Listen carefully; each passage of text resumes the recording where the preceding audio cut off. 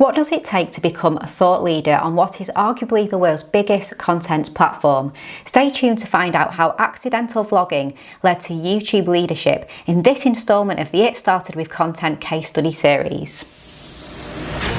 Welcome to the Content 10X Podcast, the show where content creators learn how to harness the power of content repurposing. And now, your host, Amy Woods. Hello and welcome to the Content 10X Podcast. I'm your host, Amy Woods, and in today's episode, I'm sharing the story of how one amateur video creator became one of the most well-respected YouTube strategists for brands like Disney, HBO, and eBay. Keep listening to discover the content story of Tim Schmoyer. Do you know how many videos are viewed on YouTube each day? It's a mind-blowing 5 billion. That's right, 5 billion videos are watched every single day on what is unsurprisingly one of the world's biggest online platforms, where is YouTube.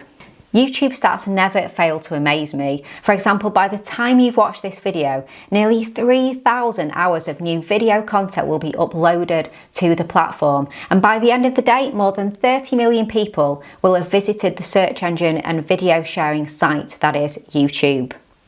Now, there's lots of opportunity for creators on YouTube, but of course, there's a lot of competition too. One creator who knows how to make a YouTube video that people want to watch is Tim Schmoyer.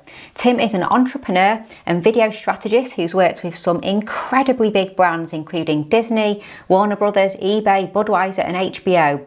His company, Video Creators, helps businesses grow their YouTube channels by designing strategies that take them from 0 views to 50 million views in less than a year.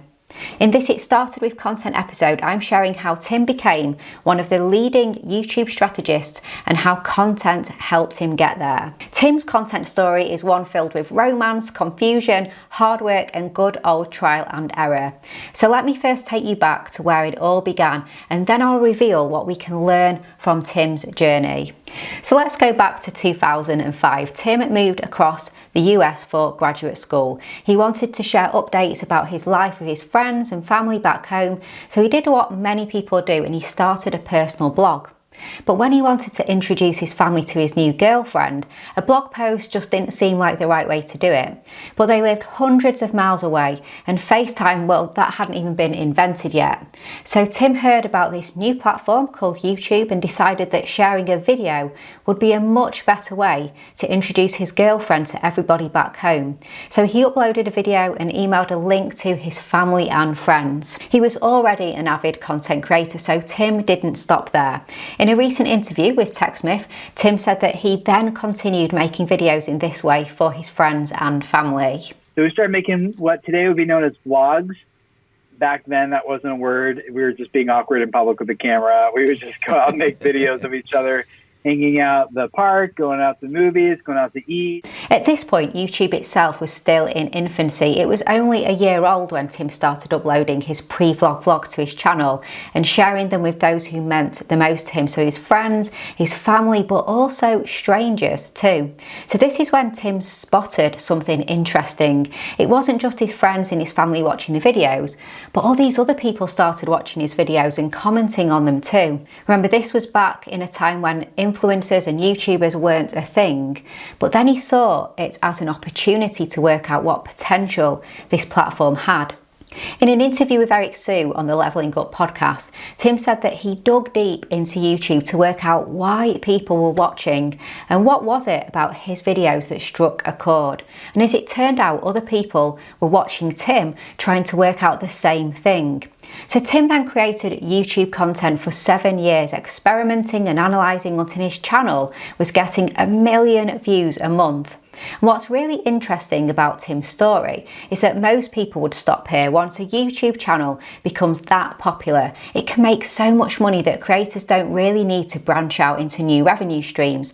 They can use YouTube as their main source of business and income.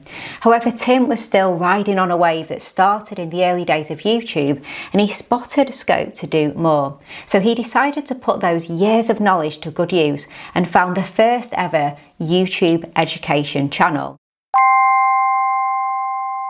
Hey, just a little break from this podcast episode to ask you a question. Would you like one single place that you can go to that provides you with everything you need to be able to implement the best practices in content repurposing for your video content, your podcast episodes, and your social media content today?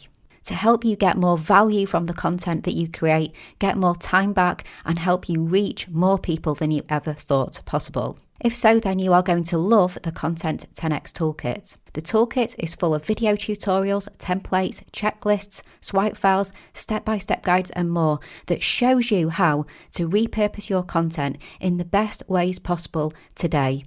No more Googling, no more figuring it out yourself. We provide you with everything that you need to become a content repurposing pro. If this sounds like something that would interest you, then go check out the Content 10x Toolkit at content10x.com/toolkit.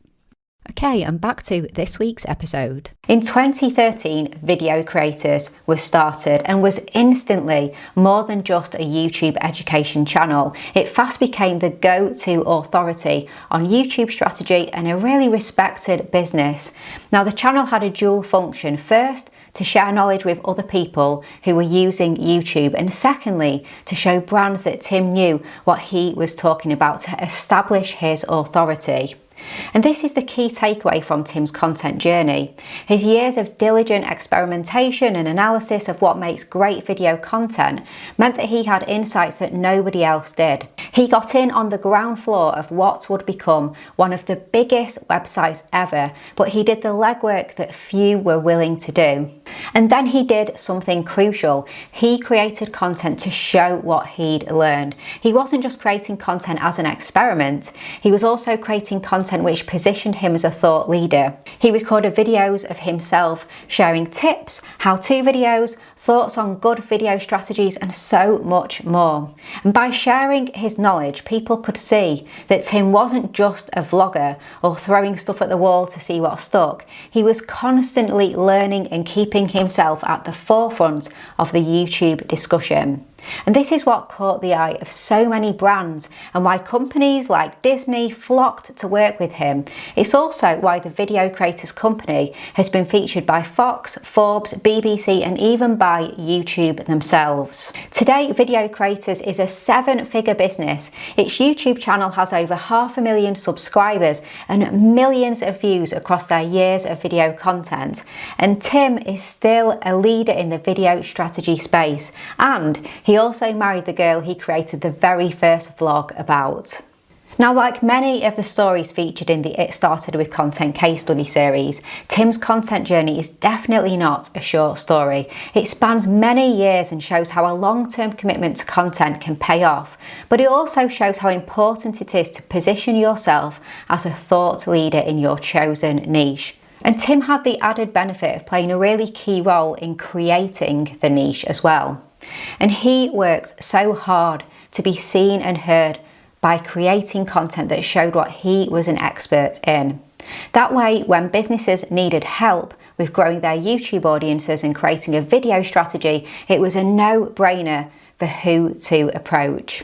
I think Tim's story is a brilliant example of someone who really just stumbled upon creating content, but then used it to carve a path to success.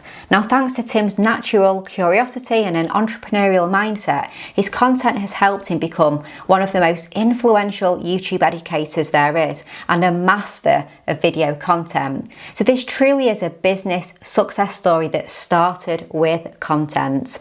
Now, I'm going to leave you with one more YouTube fact.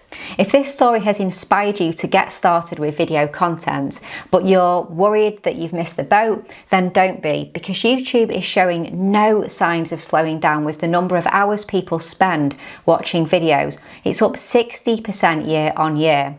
So if you want to get started with video content just like Tim did, there's no better time than today.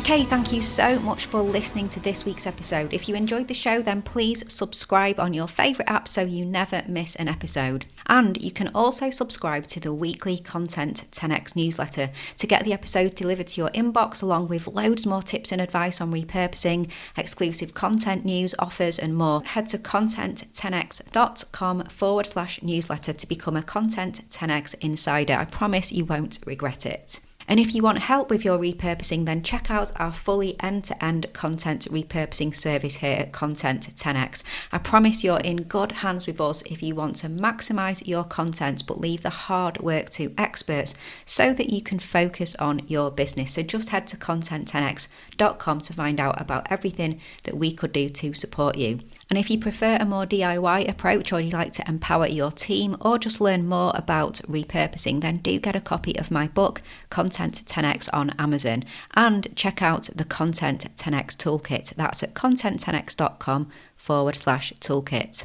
All that's left to say is thank you so much for listening to this week's episode, and I'll catch you in the next one.